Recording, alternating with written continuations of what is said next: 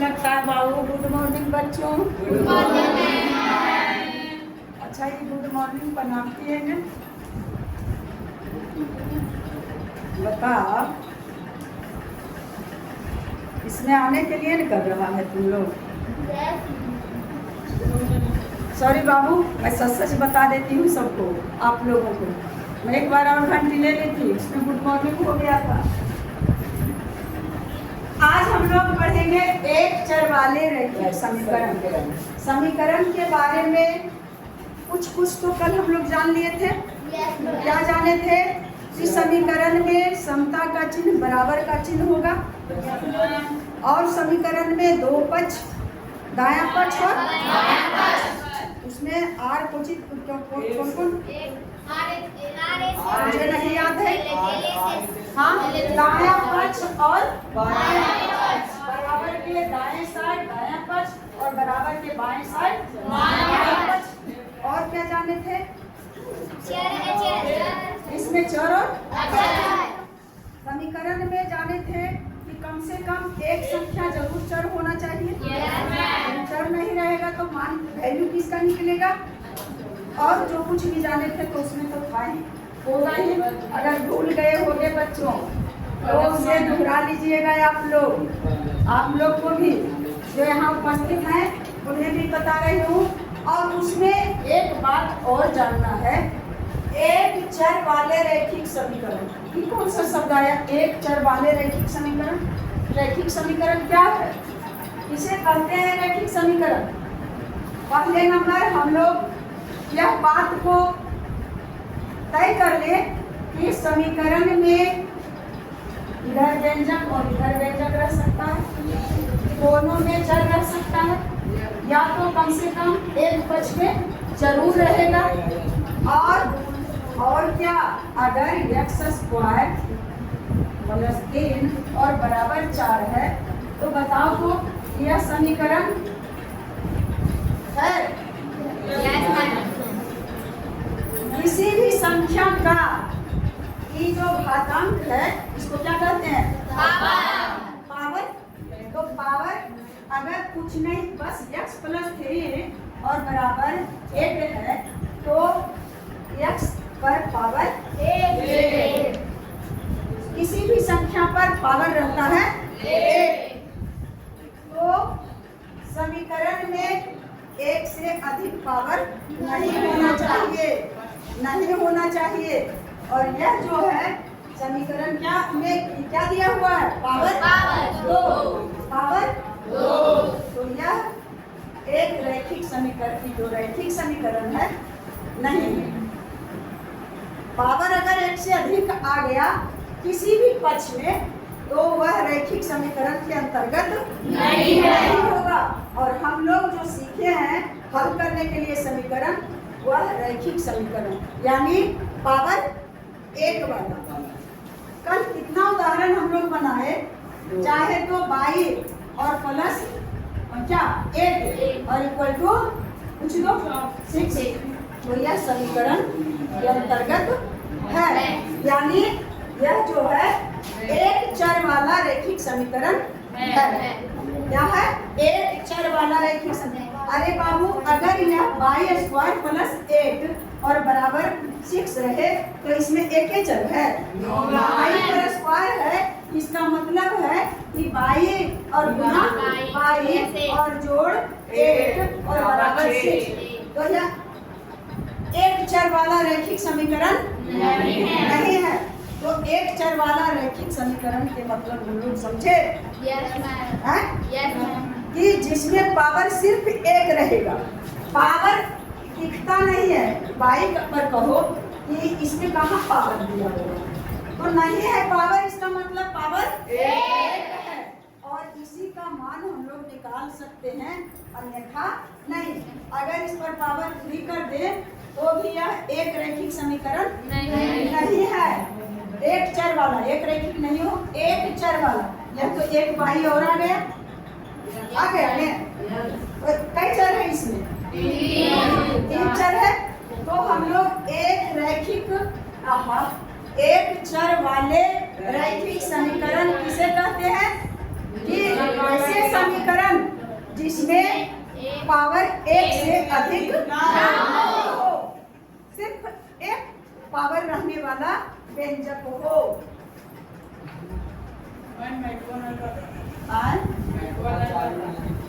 नहीं बज रहा है, सूर्य से बज रहा था, कहाँ ने बोला था? नहीं, अरे खराब हो गया है वो, अब मैं बसते तो निकाल दिया, जैसे ही तो निकाल दिया। सॉरी बाबू, खराब हो गया है, मैं क्या करूं? I am very poor.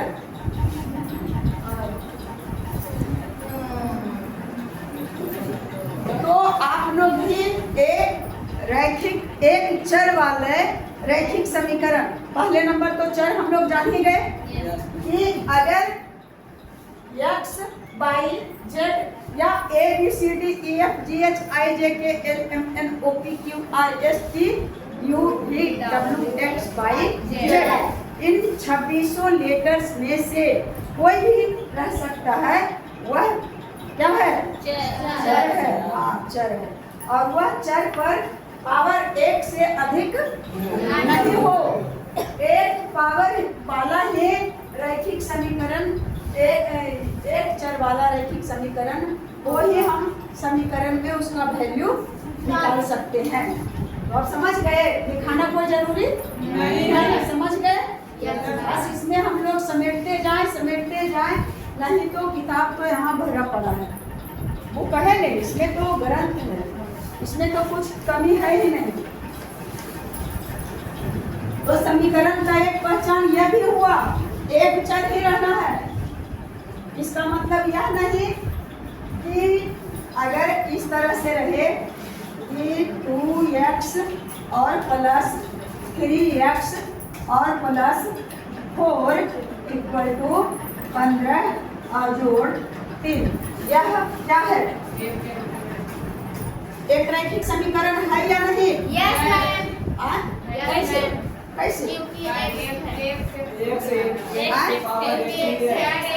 सबका पावर एक है। अगर 2x 3x को हम लिख देंगे क्या चीज? 5x और प्लस 4 और 15 फिर 18, ऐसे करके सरिया क्या समझना है? तो रैखिक समीकरण, एक चर वाले रैखिक समीकरण, इसको एकदम गांठ बांध लो कि समीकरण में हम x y z यानी चर संख्या का हम निकाल सकते हैं वैल्यू, मूल्य निकाल सकते हैं कब? जब वह एक चर वाला रहेगा तब। और इसी को कहते हैं एक चर वाले रैखिक समीकरण। क्या पहचान है? तो उसमें एक से अधिक घातांक नहीं होना चाहिए, और अगर है तो वह उसका हम समीकरण के अंतर्गत आगे चल करके उसे देखा जाएगा, लेकिन अभी नहीं। तो आप हम लोग समझ गए? एक रैखिक, एक चर वाले रैखिक समीकरण, एक रैखिक समीकरण बोलेंगे तो सही नहीं होगा, एक चर वाले रैखिक समीकरण। हाँ, अगर देखो, अगर रहेगा x और प्लस 2 पर पावर 2 और बराबर 5 x, अगर इस तरह से है तो यह समीकरण है, यह एक चर वाला समीकरण है, क्योंकि जो चर संख्या है उस पर पावर तो नहीं है। ये हो जाएगा x और प्लस 2 गुने 2 बराबर क्या हो गया? 4 और बराबर 5। तो किसी पर पावर चर संख्या पर है अधिक? तो अब हम लोग अच्छी तरह से समझ गए कि एक चर वाला रैखिक समीकरण क्या होता है, समझ गए ना?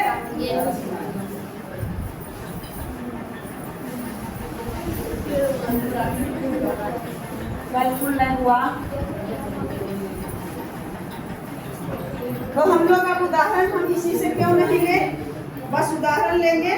तो एक चर वाले रैखिक समीकरण देखो यहाँ इसमें दिया हुआ है कि 2x और प्लस 1 यह क्या है? समीकरण है। है समीकरण? अरे वाह, अपना माथा खोलने की यह समीकरण है। बराबर का चिन्ह जी। समीकरण है ना, तो इसमें बराबर का चिन्ह है, ना दायां पक्ष है, ना बायां पक्ष है। यह क्या है? क्या है? क्या है? समीकरण है। क्या 2x + 1 अगर तुम्हें दे दिया जाए और पूछे कि इसे क्या चीज कहेंगे?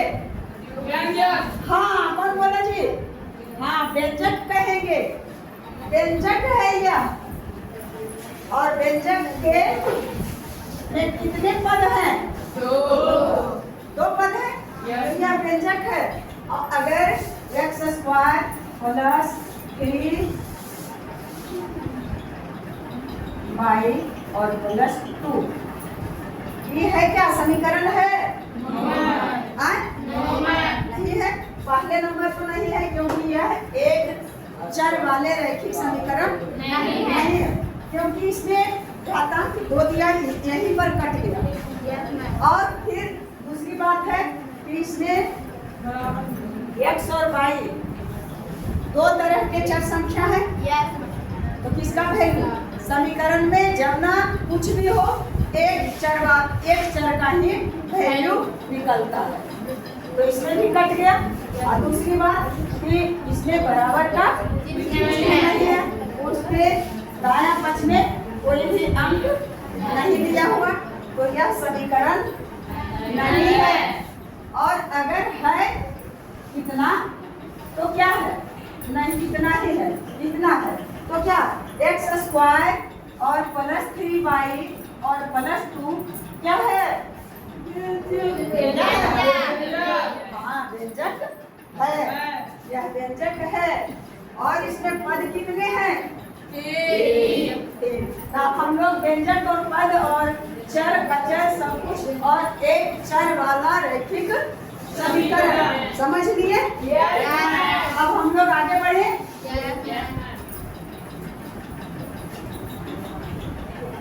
बुआ की बात है वो, सॉरी बाबू, कभी कभी हम लोग अपने भाषा में, बिहार में मगही एक भाषा है, और अपनी मातृभाषा में ही अगर बच्चों को पढ़ाया जाए तो ज़्यादा सीखता है। तो कभी कभी मैं मगही का भी प्रयोग करती हूँ, ताकि हमारे बच्चों को यह नहीं लगे कि मैं कहीं अलग से आई हूँ, मैं इन लोगों के बीच का ही हूँ। और इसे किसी तरह का खौफ अगर मैं डांट भी देती हूँ तो इनकी भलाई के लिए आप लोग मुझे कड़क नहीं समझेंगे, मैं बहुत नॉर्मल हूँ।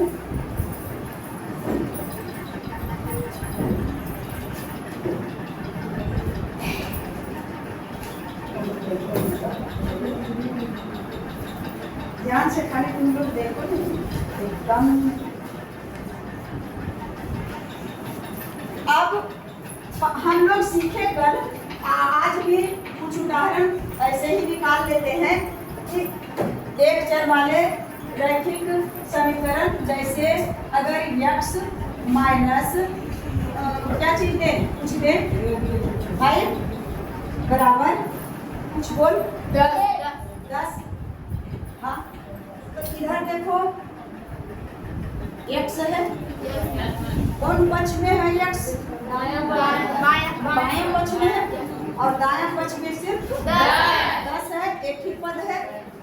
तो शुरू में ही बताए थे कि कोई जरूरी नहीं है कि एक ही पक्ष में चर संख्या हो, दोनों पक्ष में भी चर संख्या हो सकता है, और वही आज होगा। और एक चर वाला अर्थात एक पक्ष में चर संख्या है, कल भी जाने थे, और आज भी इसे हल करके देखते हैं। क्या बराबर लिखे? बराबर नहीं लिखेंगे, क्योंकि इसमें तो बराबर है ही, तो गलत हो जाएगा। या इसका मान निकालना है, इसमें x का, तो x लिख दिए, और उसके बाद यह -5 है ना, इसको स्थिर रखते हैं और यहाँ दे देते हैं बराबर। और इसमें इस तरफ क्या है? ऐसा है, तो इतना में ही काम नहीं बन जाएगा, और कहाँ जाएगा? ताकि जो तुम्हारे बाहर के भाई लोग हैं, चाचा लोग हैं, उन्हें दिक्कत हो, है ना। तो तुम लोग चाहते हो कि हम लोग का भी भला हो और साथ साथ जग का भी भला हो। हाँ, तो बोले हम लोग, लेकिन थोड़ा हल्का में बोल दे, यस और नो। तो 10 तो हो गया बच्चा, x बराबर 10, लेकिन ये -5 को कहाँ से छोड़ेंगे? -5 को क्रॉस करेंगे, पार कर दिए तो हो जाएगा क्या चीज? +5। अब x बराबर कितना हो गया? 15। आगे समझ में?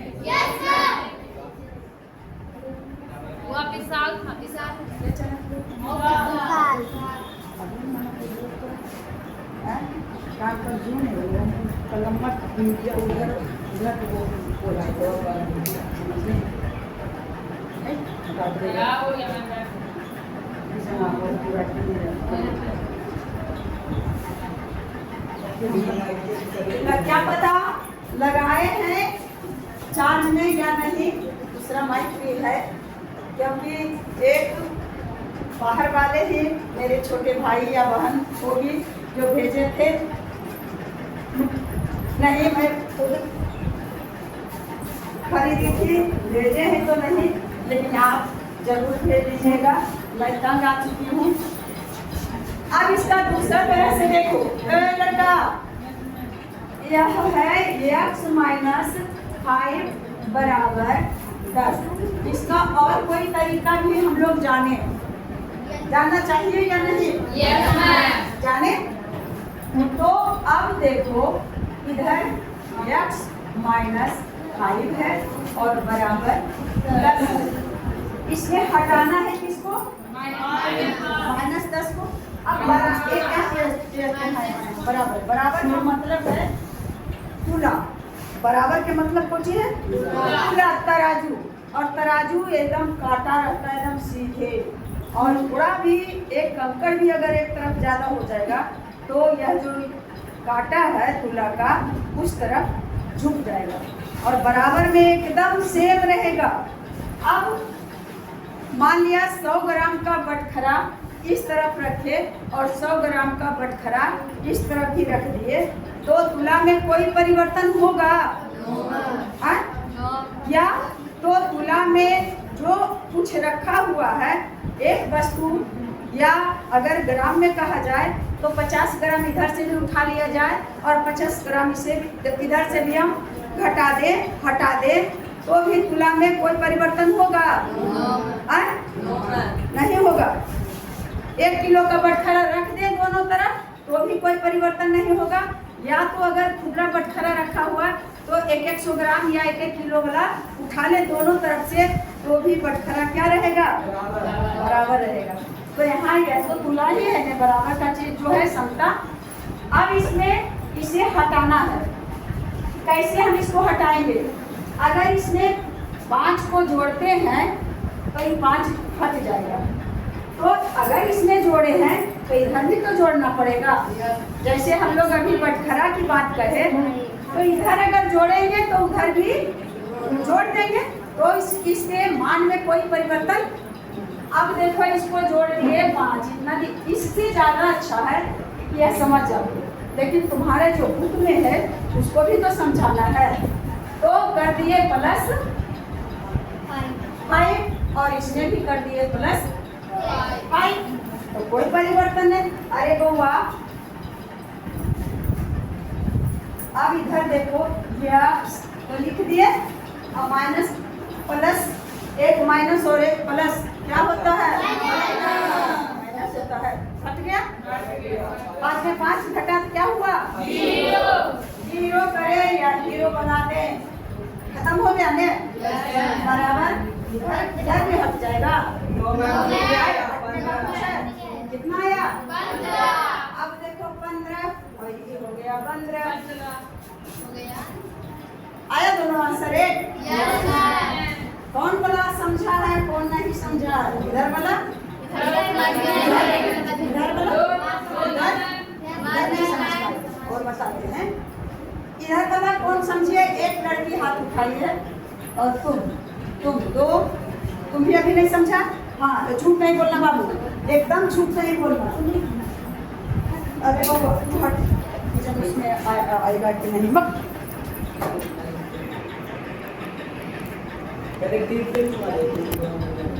नहीं नहीं ठीक है वो रहे दो। इसको खोल दिए हैं बच्चे, आवाज अब इसमें जा रहा था भुक भुक कर रहा। यहाँ के बच्चे बहुत अच्छे हैं, यहाँ के नहीं बल्कि मेरे ही बच्चे हैं और बच्चियाँ बहुत अच्छे हैं। एक ही बार में हमारे प्रॉब्लम को समझ जाती है और कैसा कहना कर लेती हैं। तो इसे अब मैं दिखाती हूँ। और इधर वाला जो बताए थे यह नहीं समझ पाई है तो मैं इसे पुनः दोहरा करके बताती हूँ।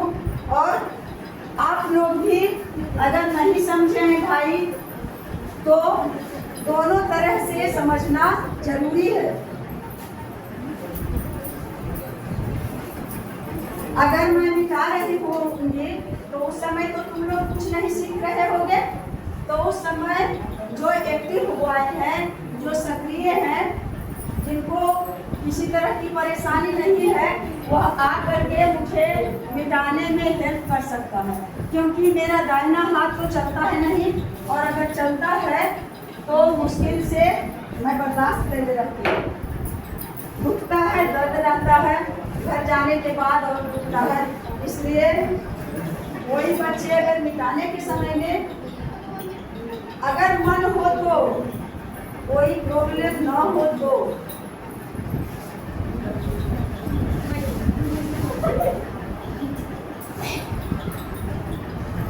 अब और कोई उदाहरण लेते हैं। उदाहरण अपने ही से तय करते हैं। अगर है क्या 15 और प्लस x और बराबर 16 क्या 25 25 देते हैं। कुछ भी 16 भी दे सकते हैं, कुछ भी दे सकते हैं। यह समीकरण है क्योंकि दोनों पक्ष है ही, एक जड़ संख्या है ही। अब क्या करेंगे बच्चे? अब क्या करेंगे? एक कोई इधर का पद चर वाला नहीं है, इधर है अचर पद और यह है चर। इसके पहले जो बताए थे इधर x रहता था और इधर संख्या वाला रहता है। तो इससे कोई कंफ्यूजन नहीं होना चाहिए, इधर रहे या इधर रहे। तो इसे हम छोड़ देंगे। या वैल्यू निकालना है 15 के x का, तो x लिख दिए तो इसका मतलब है कि प्लस x हुआ। अगर माइनस रहता 15 माइनस x तो बच्चे यहाँ माइनस लिखना बहुत जरूरी था।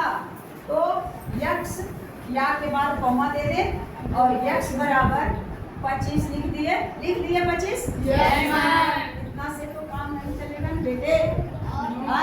यहाँ तो रखा हुआ है यह 15 तो बच रहा है। 15 धनात्मक पूर्णांक है या ऋणात्मक पूर्णांक है? इस धनात्मक पूर्णांक को यानी इसके पहले चिन्ह क्या दिया हुआ है? प्लस। तो क्या कर रहे हैं? यहाँ इसको ट्रांसफर कर रहे हैं, इसे पक्षांतर कर रहे हैं। क्या कर रहे हैं? पक्षांतर कर रहे हैं। अरे बाबू इस दो कतार लगा हुआ है, इसको मान लो नहीं, या बीच वाला को नहीं मानो। बच्चे लड़के इधर आ जाएंगे और लड़कियां उधर चल जाएंगे। हुआ पक्षांतर। उधर से 15 जो है इसको इधर लाएंगे तब ये सिर्फ x बचेगा। तो प्लस 15 कर देते हैं, -15 यस बच्चा -15 होगा क्योंकि यहाँ प्लस 15 है तो पक्षांतर करेंगे तो माइनस हो जाता है। तो यह नियम है, हम और आप नहीं, यह तो प्रोसेस के अंतर्गत इस तरह से करना ही है। तो 15 कर दिए। अल्लाह बाबू नहीं, तुम लोग का बड़ाई देखो कितना करते हैं। तो इस बड़ाई का कम से कम मान रख लो, इज्जत रखो। या x बराबर कितना गया बेटे? 15 5 में इकाई घटाए तो 0 और 2 में से 1 गया x का वैल्यू कितना गया? 10। कोई दिक्कत हुआ? अब चलते हैं, बढ़िया से समझना। 15 प्लस x बराबर 25।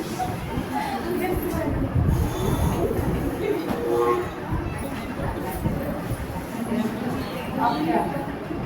15 प्लस x बराबर 25। इसमें किसको हटाना है बच्चा? 15 को, यानी 15 में अगर घटाओ 15 कर दे तो आ जाएगा क्या चीज? 15 में अगर 15 को हटाना है कि मतलब गायब करना है तो 15 में 15 को हटाएंगे तब नहीं खत्म हो जाएगा? इसके अलावा और कोई उपाय है?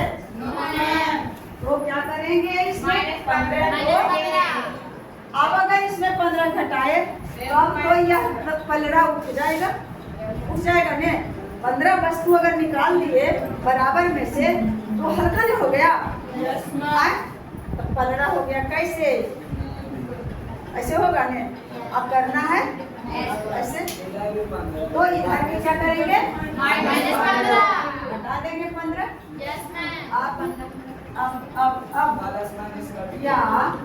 अब इसमें 15 कहीं भी रहे, इसके नजदीक कोई जरूरी नहीं है। एक यहाँ और एक यहाँ है तो कोई अंतर नहीं। यह तो चर संख्या है, अचर संख्या है।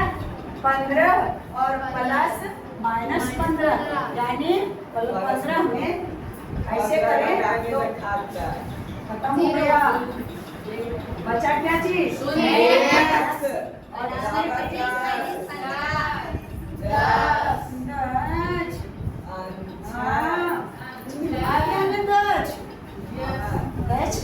आप कुछ समझे?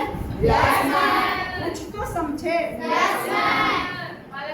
क्योंकि हम लोग जो माइनस रहेगा प्लस अगर यहाँ रहता इस तरह से। और एक उदाहरण लेते हैं दूसरा। अगर है 7x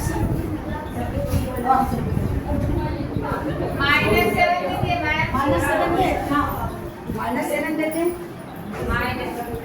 क्या दे बोलो आप बताओ। -7 प्लस x बराबर 14। -7 प्लस x बराबर 14। वो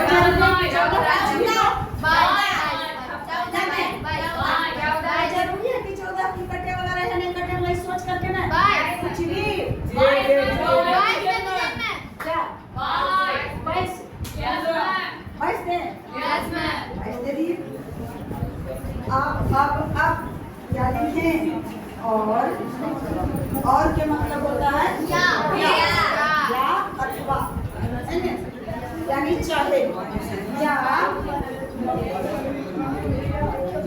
इसका निकालना है। किसका निकालना है? तो x बराबर इसे रहने दे, इसे रहने दे और इधर लिखिए 22 और इस -7 को क्या हो गया? या x बराबर कितना? 29। अब हम लोग चले इस रो में। सही है ना? वो गलतियाँ किसी से भी हो सकती है। अगर कहीं मैं भूल चूक से, मैं तो ऐसे ही दिमाग से ही कमजोर हूँ, तो बताना।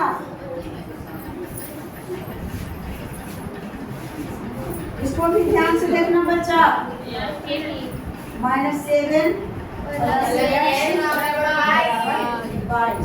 22 है ना? देखो -22 भी रह सकता है, ऋणात्मक या धनात्मक कहीं भी कुछ भी घुसा सकते हो। अब हटाना है किसको? आप इसे सोचें, यहाँ पर सोचें कि -7 है और इसे गायब करना है, तो क्या अगर इसमें 7 को घटा देंगे तो क्या हो जाएगा?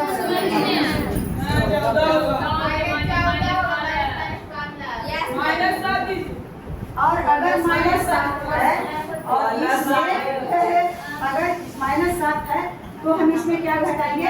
-7 ही घटाएंगे, तब हो सकता है। अगर -7 है तो -7 ही घटाएंगे जी, तो 0 आएगा। कैसे?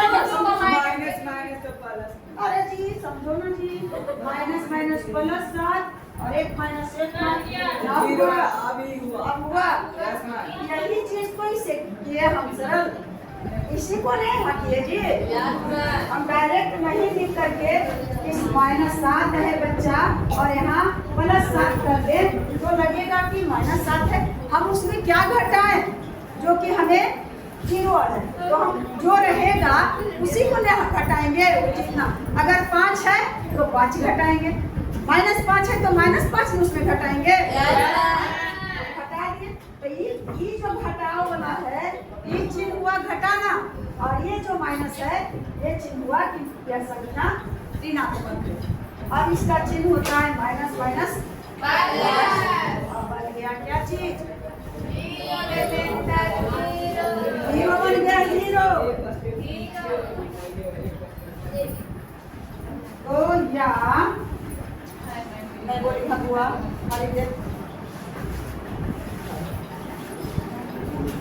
तुम्हारे चलते मैं बिहार में पूरा नहीं बल्कि इंडिया में मेरा जो है पाकिस्तानी भी देखते हैं और अदर दूसरे देश के भी इन्हें गिने लोग देखते हैं, और तुमको यहाँ सबके सामने पीट पीट करके दिखाएंगे।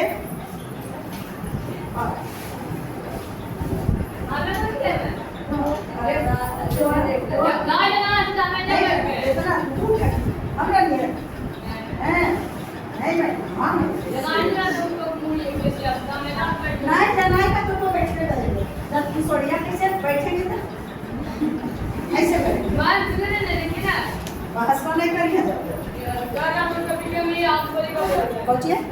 शुरू करना चाहिए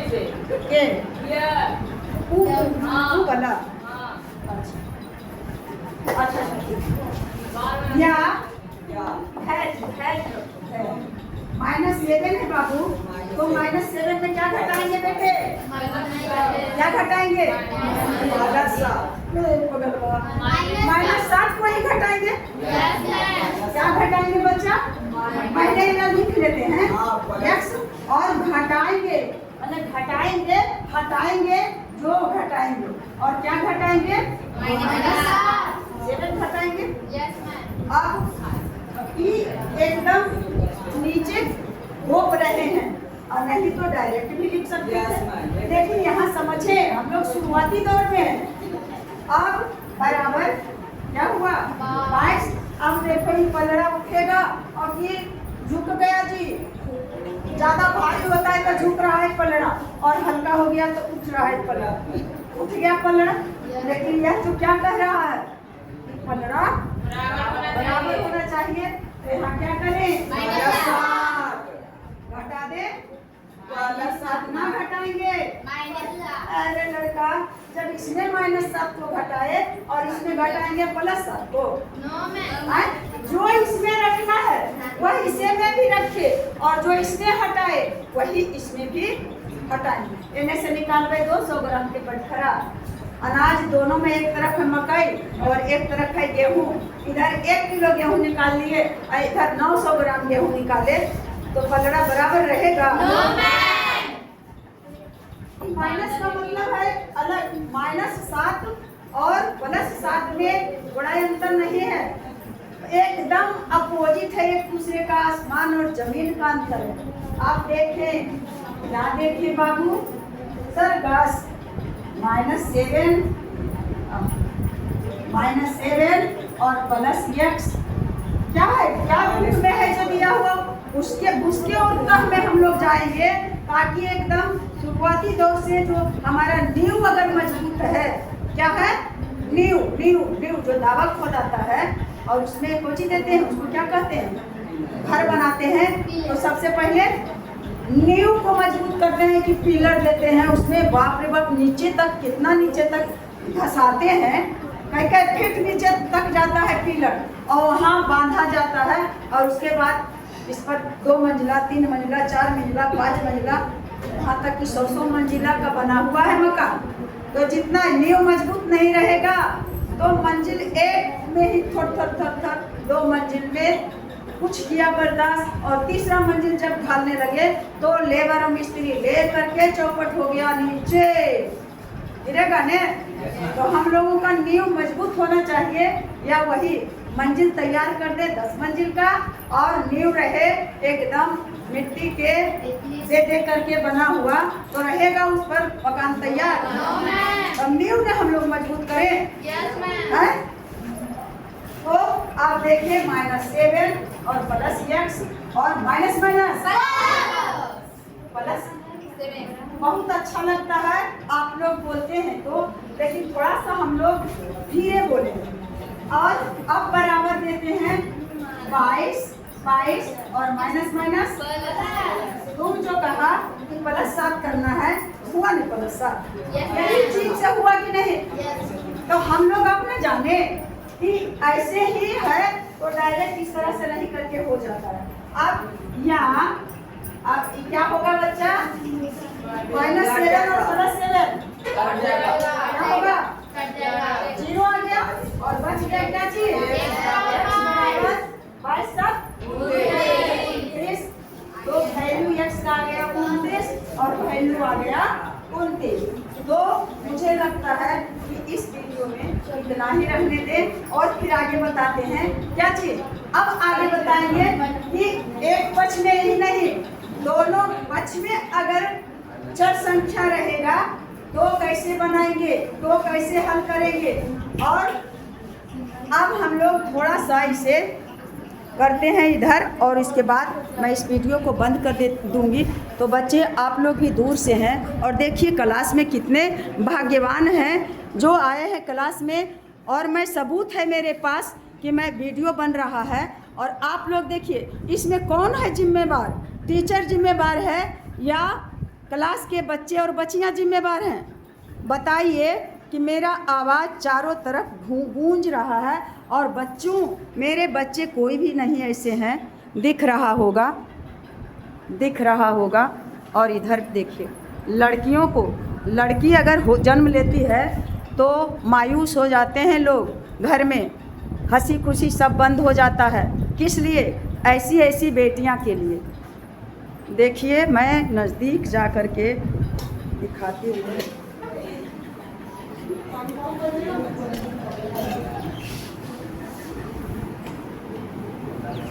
नहीं दिख रहा है, देखिए दिखा तो दूंगी ही, देखिए दिख रहे हैं, दिख रहा है। और इधर वाली जो थी वह देखिए एक नींद मार के उठ रही, और ये घंटी ज़्यादा नहीं है, यह दूसरी घंटी है। यह नहीं है कि पढ़ते पढ़ते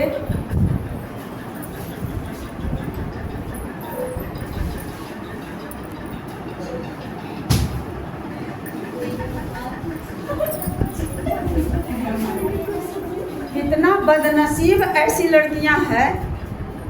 इसे बदनसीबी नहीं कहे तो और क्या।